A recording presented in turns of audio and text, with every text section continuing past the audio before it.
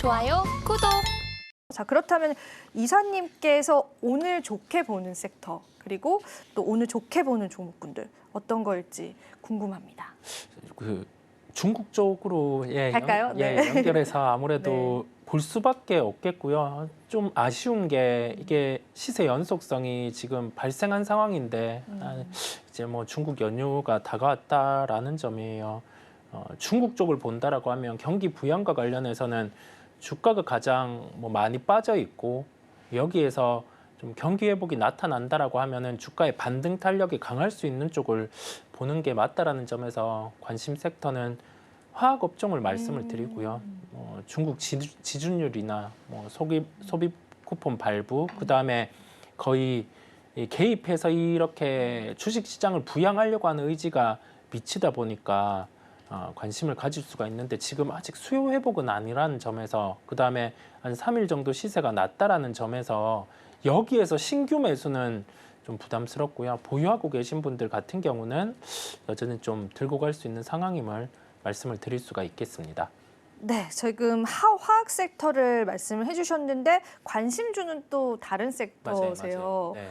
이렇게 달라도 괜찮은 걸까요, 이사님? 네, 달라도 괜찮아요. 왜냐하면 이게 크게 이 얘기를 드리는 게 크게는 중국 그 경기 관련해서는 화학 업종을 보는 게 맞으나 조금 늦었으니까 상대적으로 덜 주목받은 그런 종목을 보자. 네, 다 계획이 있었죠. 네, 그래서 다 계획이 있으시군요. 네, 종목을 볼 때 좀 상대적으로 덜 반영된 쪽. 그러면 지금의 핵심은 소비 진작이고 이 소비 쿠폰 발행하고 나서는 중국이 연휴에 들어가게 돼요. 맞아요. 그러면 이 쿠폰을 쓸 수가 있잖아요. 그럼요. 연휴 동안. 네. 그러면 여행을 갈 텐데 우리가 생각할 수 있는 거는 보통 우리나라로 여행을 많이 오지 않을까라는 생각을 하는데 이게 상황이 달라졌다고 합니다. 동남아 쪽으로 많이 많이들 간대요. 가시는군요. 이게 중국에서 동남아로 갈 때 이제 무비자로 되다 보니까 네, 우리나라로 오던 관광객들 같은 경우가 좀 동남아로 많이 가는 상황이다 보니 여행 쪽은 좀 배제를 했고요.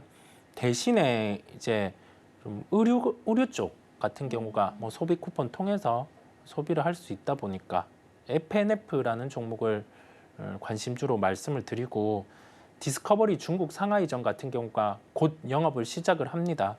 그러면 소비가 이제 좀 늘 수 있는 그 가능성, 중국 연휴도 임박했다 보니까 직접적인 소비와 연결되는 쪽을 오늘 가지고 왔습니다. 그런데 이미 시세는 어느 정도 오늘 시장에서는 반영은 좀 나오고 있는 느낌이에요. 네. 그렇다고 하더라도 우리가 아직까지도 좀 공략해 볼 만한 그런 가능성은 충분히 있는 거죠, 이사님 보실 때는. 네, 뭐 오늘 시장 기준으로 해서 뭐 접근을 한다라고 하면 지금 뭐 지수 같은 경우가 한 2시 반을 넘어가면서 낙폭을 조금 더 키우고는 있어요. 그러면 한 종가 정도로 해서 충분히 접근이 가능한 상황임을 말씀을 종목을 통해서 드릴 수가 있겠습니다.